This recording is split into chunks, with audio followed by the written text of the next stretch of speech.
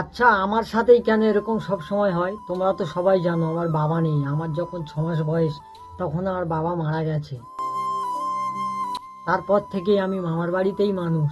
আর আমি আমার ছোট মামার কাপড় জামার দোকানে কাজ করতাম, তখন আমার 7-8 বছর বয়স। তার কিছু বছর পর থেকে আমি ইউটিউবে ভিডিও করা শুরু করলাম, 4-5 বছর।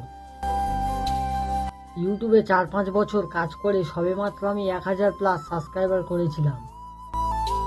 এর মধ্যে আমার এমন কি ভাগ্য দেখো, যে ইউটিউব কালকে আমাকে একটা মেসেজ পাঠিয়েছে 2 দিনের মধ্যে আমার আইডিটাকে ডিলিট করে দিতে হবে।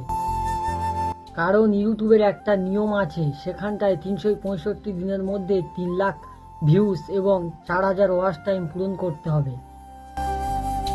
কিন্তু আমার তো 1000 সাবস্ক্রাইবার করতেই 4-5 বছর টাইম লেগে গেছে। জানি না আমার ভাগ্যে কি লেখা আছে, সব সময় কেন জানি না আমার সাথেই এরকম হয়। আমি যেটাই করতে চাই সেটাই উল্টো হয়ে যায়।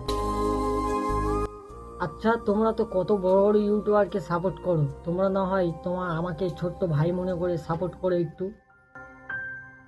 আমি এই ভিডিওটা ছাড়ছি আমার একটা নতুন চ্যানেল খুলে। তোমরা হয়তো আমাকে কেউ চেনো, আবার নাও চিনতে পারো। বেশিরভাগ মানুষ হয়তোই আমাকে চেনো না, কারণ আমার তো ওই চ্যানেলে মাত্র 1000 সাবস্ক্রাইবারই ছিল। শেষ পর্যন্ত একটা কথাই বলবো, তোমরা আমাকে একটু ছোট ভাই মনে করে সাপোর্ট করো।